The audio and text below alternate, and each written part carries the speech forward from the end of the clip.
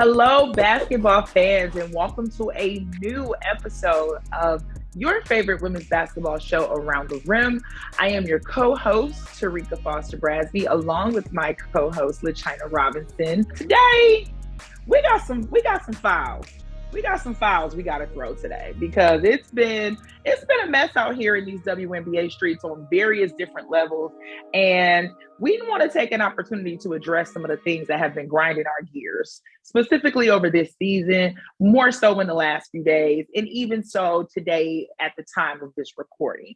So, LaChina, would you like to kick us off? Because I feel like you have something, or because I can start. I can, girl, I don't mind starting. Oh, go ahead. So I'm going to start my rant with a conversation around Alyssa Thomas. Now, Alyssa has been on top of her game this year, was not voted an all-star starter, largely because the players of the league that vote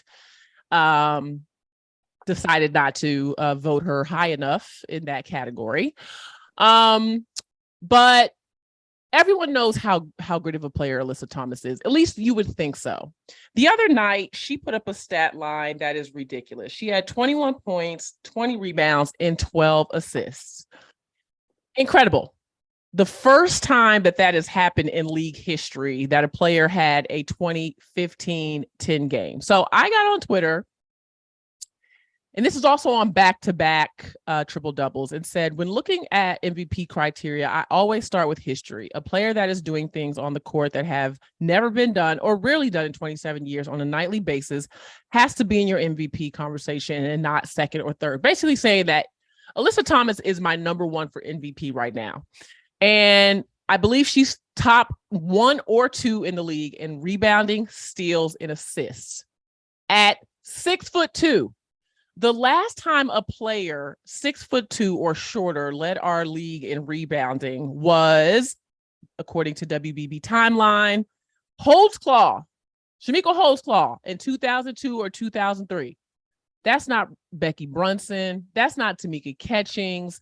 So what Alyssa Thomas is doing is incredible. Here's a couple other numbers in case you need it. Now has 9 triple doubles, including the playoffs, most in WNBA histories, 7 triple doubles in regular season, 4 triple doubles in 2023, the most in a season in WNBA history. She might have tied that the other night now, and also has 3 in the playoffs. 2 seasons with multiple triple doubles. Back-to-back triple doubles. Like, she is doing things that have historically never been done. So when I think about my MVP criteria, I always start with history, because if these things haven't been done in 27 years, you're doing something not only that tops every other player that's playing this year, but you're topping every other player that has played in the history of this league. Okay. So I start with history, and you know this about me, T. Defense is important to me when it comes to MVP.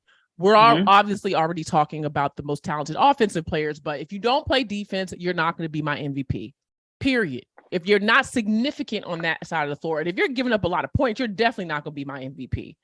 And then the last one for me is efficiency, because you can put up a lot of points, but are you shooting 25% from the field? So those are some of my criteria. So my gripe is this. Why do people hate on Alyssa? They hate on Alyssa because they don't like the way she plays, right? We glorify shooting. Everybody's like, she can't shoot. So what? That is the way we qualify, however you want to put it, a great player is how good of a shooter they are. What Alyssa has done is incredible, because what she's done is she's actually, instead of transforming and changing her game to fit into what everyone else feels like is basketball, she's expanded the minds and expanded the limitations of the game to create a style that we've never seen, and yet is very effective. People don't like that she screams and one, and that they feel like she's a dirty player. So my first gripe is this, and I'm going to sum it up for you. My first gripe is stop ignoring Alyssa Thomas because you don't like her as a person. This is not about Alyssa's attitude. It's not about how good of a teammate she is. It's not about her sportsmanship. Now, if you feel like all those things are important in the MVP, go off. I believe that numbers speak for themselves and that you have to be able to draw the line between how you feel about someone and how they're performing. And I've said this before about Angel McCoughtry. I used to deal with this all the time with Angel. People did not like Angel. So they wouldn't vote for her on their first team, or they wouldn't vote for her for MVP. The girl was balling. You know what I'm saying? Like they had their own thoughts of her. Like that doesn't matter. So I'm just tired of the blatant disrespect for Alyssa Thomas on various levels from a lot of different people because they don't like who she is. The girl's doing something we've never seen done in the history of this league on a nightly basis. Stop it. So that's my first rant. Go off, T. I'm gonna piggyback off your rant. I'm gonna just keep this thing going because it's hard to not like somebody who hardly ever talks.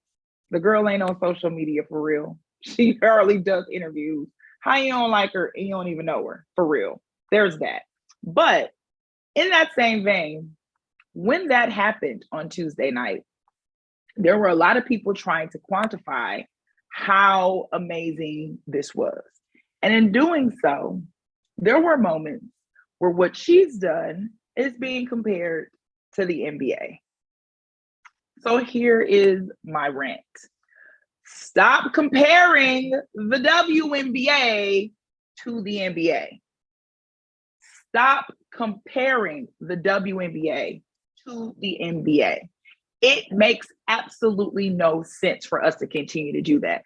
Now, I love when there are fun things that happen. For example, like when Sabrina Ionescu goes off in the 3-point contest and Steph Curry and her have this great banter and they talk about, oh, let's have a shootout and all. That's great. That's fun. It's camaraderie. I get it.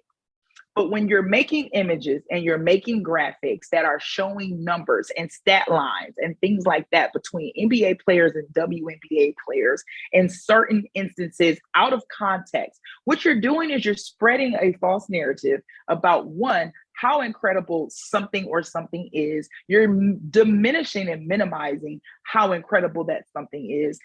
Comparing it to a league that has been in existence 50 years longer than the WNBA. And then on top of that, if we really keep it in a buck, if we're talking about Alyssa Thomas specifically, because we are, you've been around 50 years longer, have played in longer seasons, and actually play a game 8 minutes longer than the WNBA does. And yet, and still, the numbers ain't numbering. The math is not mathing.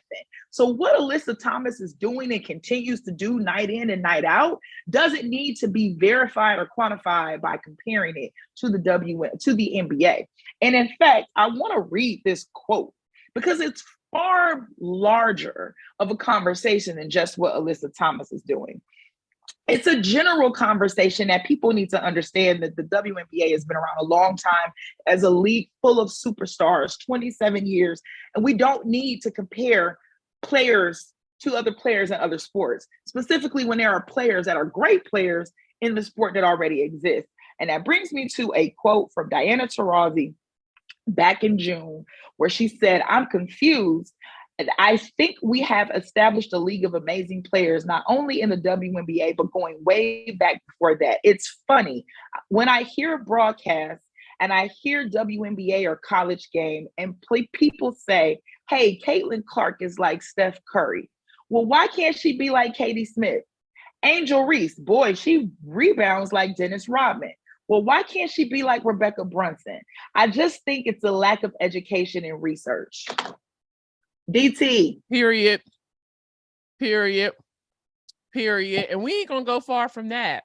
Let me share this real quick before I move on to Diana Taurasi, because that's my next rant. The graphic everybody needs to focus your attention on is this one. 15 points, 15 rebounds, 10 assists. How many times has that been done with 0 turnovers? Once in the WNBA, 3 times in the NBA. Now 77 years. That's the math that ain't mathing. 77 years of a league, extra 50. Sounds like WNBA is doing pretty well. But we'll pop that up just for y'all's information. So you just touched upon another subject that I have an issue with, and that is Diana Taurasi is about to approach 10,000 career points. Incredible. You may not feel like she's the GOAT. You may not even, well, I'll get to that in a moment. You may not like Diana, whatever. But she is the best scorer in WNBA history. She has scored more points than anyone ever. So there's no way you can dispute that. Can you go back and add time to Cynthia Cooper's time in the league? You can't.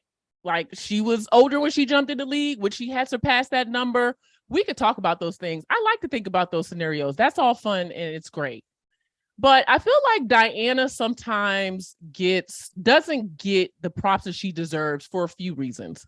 Number one, I'm going to go back to the Alyssa Thomas thing. People just don't like Diana. Diana is one of the most physical players on the offensive end, probably the most physical player on the offensive end this league has seen. Does she push off? Does she do it? Yes, she does. She does all those things, right? Is she, kind of got a F the world attitude? Like, I'm Diana, I'm the whatever. Yeah, of course she does. She absolutely does. She has an ego and she's really good at basketball and she deserves to do that. But the thing that really gets me is I also feel like because of the way we have not properly handled Diana from a media standpoint, that people are over Diana, if that makes sense, right? So for a long time, and we're starting to feel more balanced. We have a lot of work to do in this league. There was a study that came out a few years ago that the WNBA, the way it's covered, the white players get a lot more of the airtime than they should. A lot more of the coverage, despite the majority of the league being Black. Like, there is an issue that has to be fixed across the board with a lot of media entities, with the way people think and the way that they see success and the way they see leadership. Like, we can go through the gamut of why Black women need to be more visible in these spaces, right? But Diana just happened to be that player because she's really good that over the years, people are lazy in the way they cover the WNBA. That's part of it too. It's like, we got to talk WNBA. Let's talk about Diana Taurasi. She's good. I saw her play 3 years ago, and she's really good. I know we should definitely talk about her. No attempt to dig deeper into who actually is leading the league in scoring this year, or maybe we should talk about another player, all of that. So I feel like as a society, we have gotten a lot of Diana over the years, right? And because of that, people are kind of tired of it, and tired of her. But in that exhaustion and in that oversaturation, which is not her fault, we cannot lose sight of her greatness. And the fact that she is arguably the most prolific scorer that has ever played in this league. People feel like, it's time for Diana to retire. It's time for this. Let me tell you, this league wouldn't be where it is without DT. We can say that about a lot of other players. I'm the kind of player, I'm like, let DT play till the wheels fall off. If she can still get into the game and score 25, 30 points like she did the other night, assuming she's available and can actually play more than she can't, right? Like, she's not the kind of player, she's so competitive. When she can't compete, she's gonna leave. Like, this check means nothing to Diana.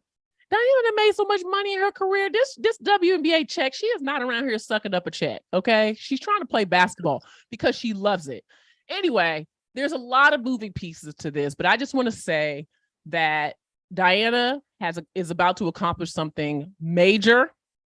I want to say that there was a stat that really stuck out to me as it pertains to her sustained scoring over time. Including this season, she has averaged 15 points per game in 17 different seasons. That's the most by any WNBA player. And in fact, she would hold this place. And I know you don't like talking about the NBA, but I think this is impressive. Only players with more seasons. Notice I talked about the W first. With more such seasons are LeBron James, Kobe Bryant, and Kareem Abdul-Jabbar. So that covers you WNBA and NBA. She is in a very very unique space. So I just wanted to rant because I don't want us to miss the moment of what Diana is accomplishing. I agree. All the greats got to go at some point. We got to get new faces. We got to have new conversations. We got to transition and let other people take leadership positions. I get all that. I understand it. But don't let that overshadow what Diana has done in her career and is doing at 1 years old? Mm-hmm. Yeah. Nope. Completely agree. 100%. 100%. And you know what? Something you said in that rant stuck with me, and that's availability. Because the bottom line is, for you to be able to play until you're 41 years old, you have had to have a lot of time of availability. And there are some players who are a lot younger who unfortunately don't always get the ability to have availability. And that brings me to my next rant. Y'all gonna get off my girl Lexie Brown. Y'all just gonna have to get up off of her, period. And let me provide a little bit of context here. So Lexie Brown got an extension to play with the Los Angeles Sparks in the offseason. She talked about how incredibly happy she was about that because as a player who was kind of bounced around a little bit, found it a little difficult to find a home in one specific location, this kind of felt like an opportunity for her to do that. She was very excited about coming into the season. She played well at AU in the offseason as well. But Lexie missed 11 straight games this year for the Sparks. Now, a couple weeks ago, she was upgraded to questionable, and then she played in about 3 games a little over a week ago, and she has been out again since July 27th with a non-COVID related illness. All right. Now, LA has been dealing with a myriad of injuries over the course of this year. They've had to deal with no Jasmine Thomas. There at one point was no Lasia Clarendon. There's no Nia Clouden. There was no Chinea Gumake. Like, they've had their fair share of injuries, right? But this is where you start to get on my nerves. Lexie tweeted out on the 27th, would appreciate more thoughts and prayers unless WTF is wrong with her this time around. And then today, she says, it's shocking when someone decides to actually value privacy and not overshare. Just a daily reminder that athletes are human and not indestructible robots. I don't know where we have come as a society where we feel like we are entitled to know people's business, because that's essentially where we are and what this is. The Los Angeles Sparks has one obligation, and that's to notify the team and make it public that a player isn't playing. They did that. She's not playing. Why isn't she playing? Non-COVID related illness. They've done their job. That's it.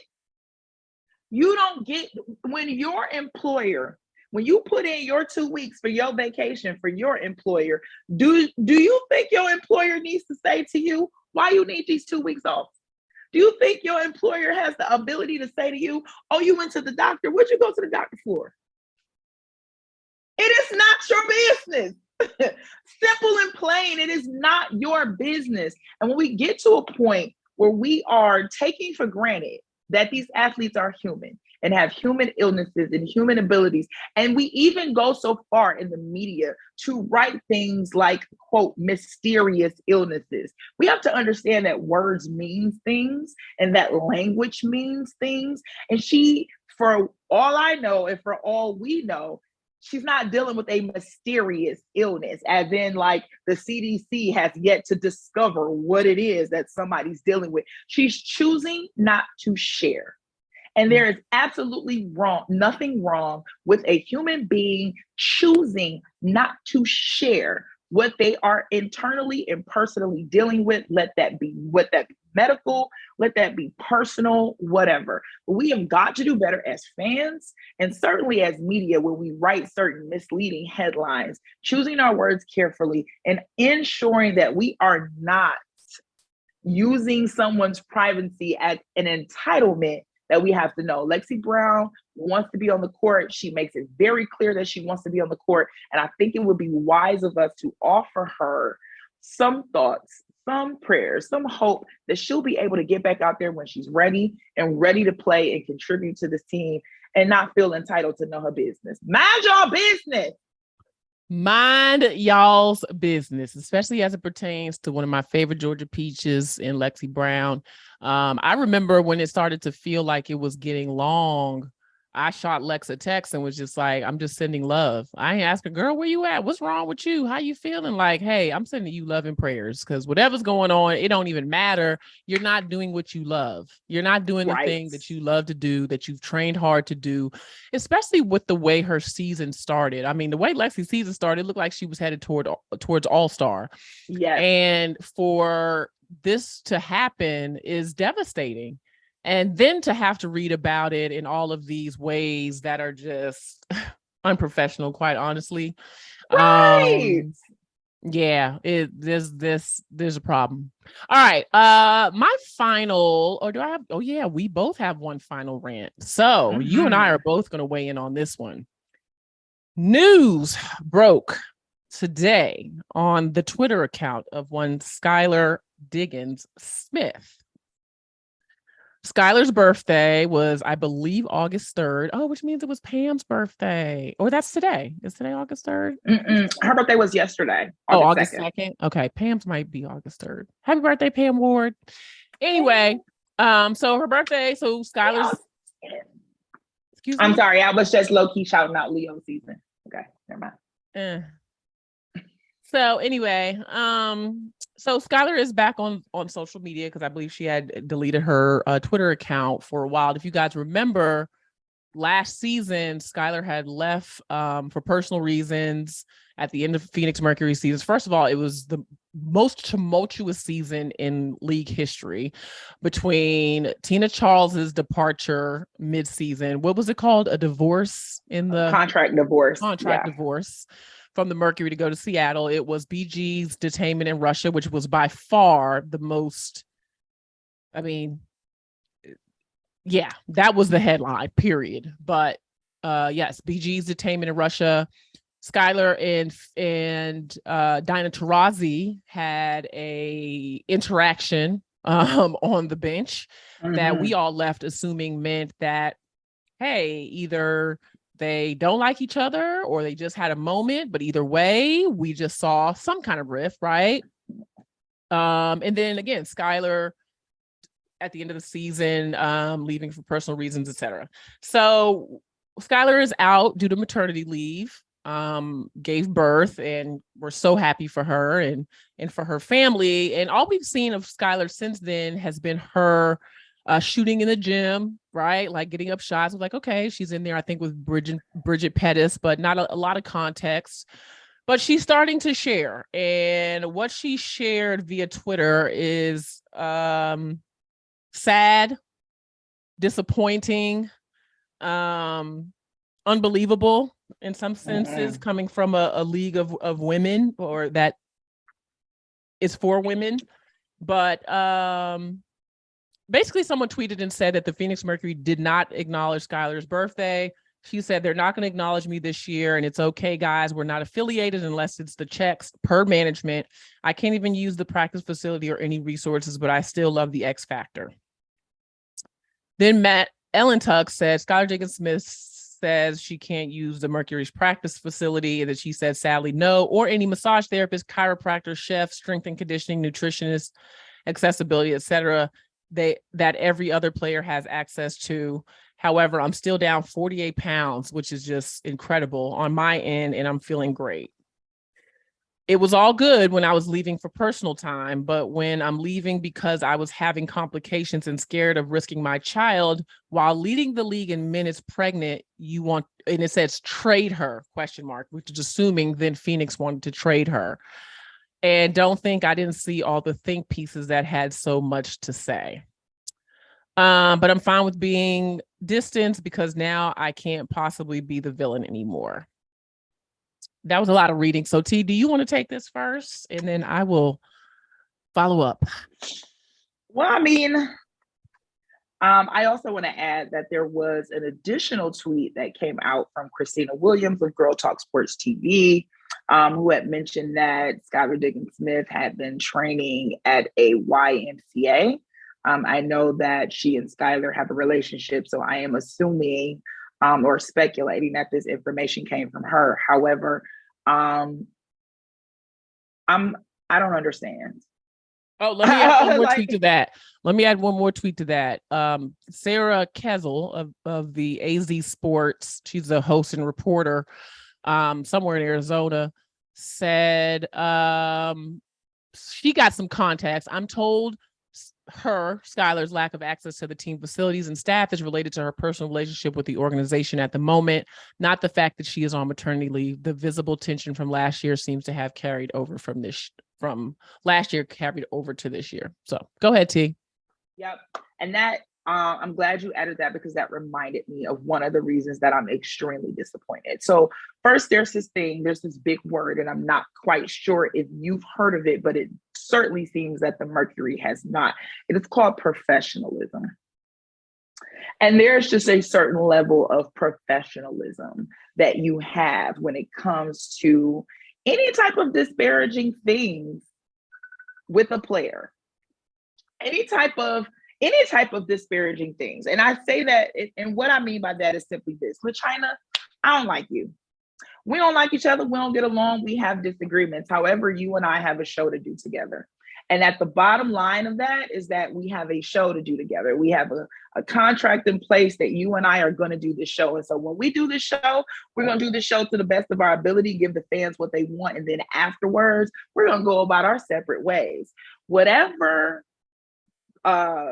tensions or things there are between the Mercury and Skylar Diggins-Smith, how does that make you lose your professionalism that a player who is still technically on your roster and a member of your organization does not have access to the very things that could possibly help them to get back on the court sooner, to the very things that, if I'm not mistaken, are listed in the CBA as things that you are supposed to grant them in terms of healthcare opportunities and in terms of the type of support after a pregnancy. Like, these are the things that I'm not understanding. So when I read that, I'm a little perturbed at how this organization, which is someone who says they were looking to be more of a support system, who were going through organizational shifts with management, with hiring new people to change the culture. This doesn't look like a culture change. This doesn't look like a culture shift. It's extremely sad. It's extremely disappointing. And you and I both know that the reason that, and I stand by this, the reason that the Phoenix Mercury were even in a position to compete in a playoff spot last year before Skylar Diggins-Smith took time off is because of Skylar Diggins-Smith. Her play on the court was literally one of the best that we had seen from her in a while, to the point where I think she probably could have been in the MVP conversation, if not for the fact that, you know, Phoenix wasn't having a great season. And sometimes we don't really give MVP looks to players who are playing on teams that aren't above 500 or whatever. With all that being said, I was just extremely disappointed in this. I hate to hear that this is happening to someone like her.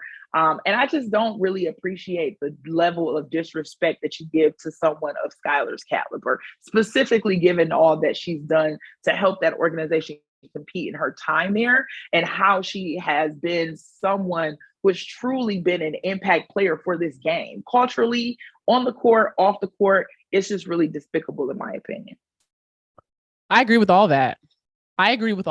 Because even if what our AZ reporter, I don't want to keep saying her name wrong, Sarah, her last name, Sarah, said is true, in that her lack of access has to do with her personal relationship.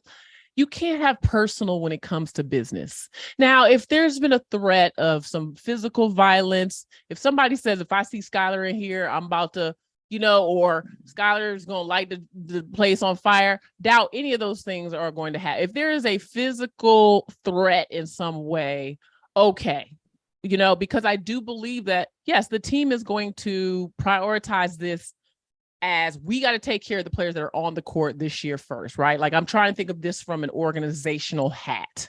Like, okay, if you don't want her to be in the facility at the same time as this year's team, for whatever reason, who knows? Say there is something more to everything that happened last year that we don't know. Why can't she work out there when the team is not there? Like, why can't they figure out other times that she could be in the facility? But I want to approach this from the same way that I did the Vegas incident, because there's always two sides to a story, and I want to be fair. Though I have known Skylar a very long time, and there have never been any incidences of her being misleading or dishonest. The same thing I said about De'Erica when her claims came out.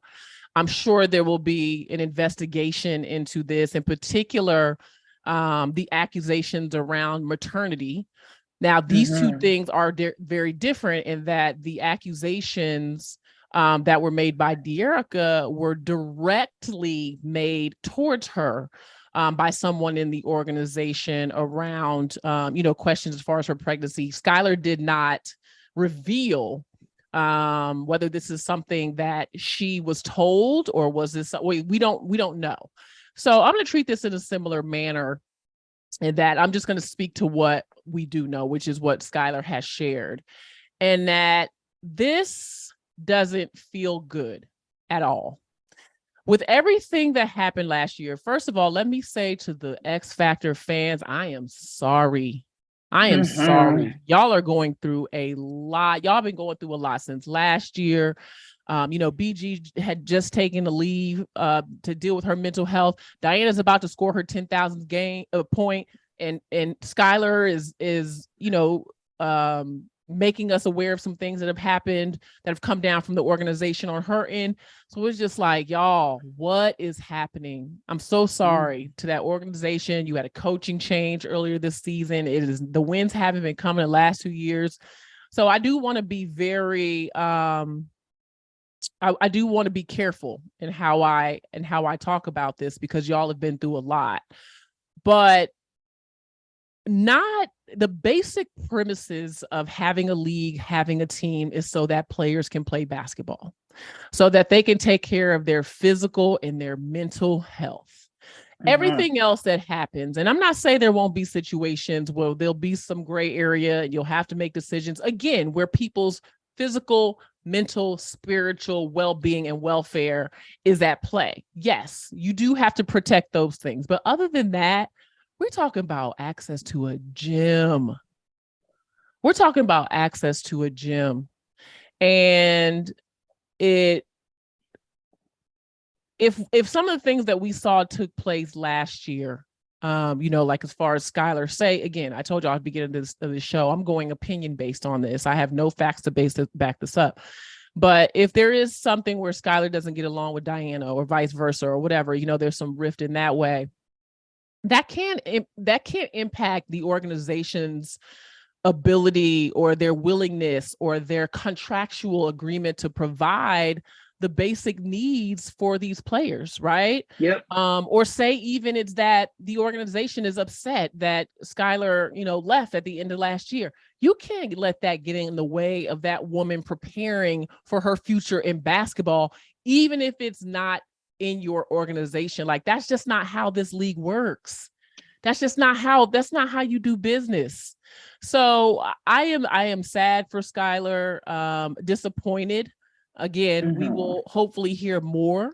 And I'm always down for an investigation that's done thoroughly, and people to have to speak for what they have been found in, words not guilty, because it's not, anything crazy like that. But if they've been found in violation, I will say, of the CBA, that needs to be addressed. And some things need to be handed down, and things need to be handled differently. But whatever the case, I think all of my gripes on this podcast, between Diana, between Alyssa, now Skylar, like, get your feelings out of it. Like, it's a business. These women are professionals. They're playing basketball. It's not about being liked. It's not about what's going your way and what's not. It's about respecting the craft. This is a business. These women are putting in work. They work incredibly hard. They're very good players. Put your feelings aside. Yep. Not only did you nail it, but I will just add a little cherry on top. While you're putting your feelings aside, please give people the respect that they're due. Because I think that's where my whole thing is coming from. respect. Just like show these people the respect that they're due. It just doesn't. There are so many problems that could be solved if people just gave each other the proper respect that they deserve. And these women in this league absolutely have worked so hard for the respect that they deserve. So just do it. Like it's not hard. Just do it. Yeah. I'm with you. And with that, it's a perfect way to close our show. We're always available if y'all want to chat in the comments. You can find us at Around the Rim on Twitter. Tarika's at Cheeto Sports. I am at LaChina Robinson on Twitter or X or whatever they want to call it. Kids are calling it these days. Whatever they're calling it these days. Can I just throw something out real quick? My birthday's in 2 weeks. Okay, great. We're done.